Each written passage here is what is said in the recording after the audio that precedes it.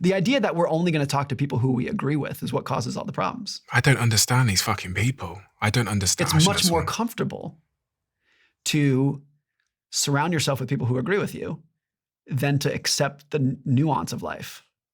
And this is the problem with a lot of political media, is that it creates much better content when people say, this is right, this is wrong. He's right, he's wrong, to make it very explicit, binary, black and white, than it is to accept the truth, which is like, it's complicated.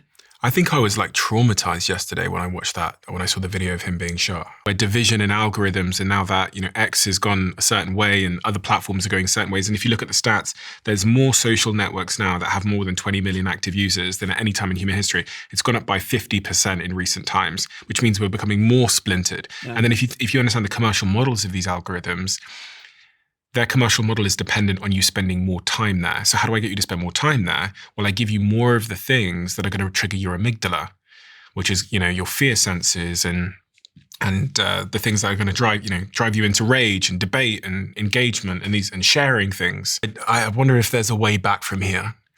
I have an optimistic view, okay. And this is not a forecast because I don't have 100% faith in this, but there are endless examples in history when people discount how powerful cycles can be. And so my hope, it's not even a forecast, it's a hope, is that 15 or 20 years from now, we look back at this era as when things bottomed politically, from which we grew out of, we improved. And we're going to look back and be like, man, the 2020s were so bad and we were so divided, but that was also a bottom that we came out of.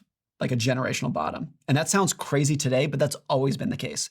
Like, it's always when things are the lowest that you feel like you're never going to recover.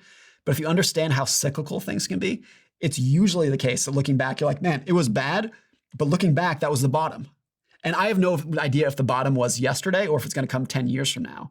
But I would bet that the most likely scenario, whenever that bottom comes, is that we will look 15 or 20 years back and be like, that was terrible. And at that moment, everyone assumed it would go on forever.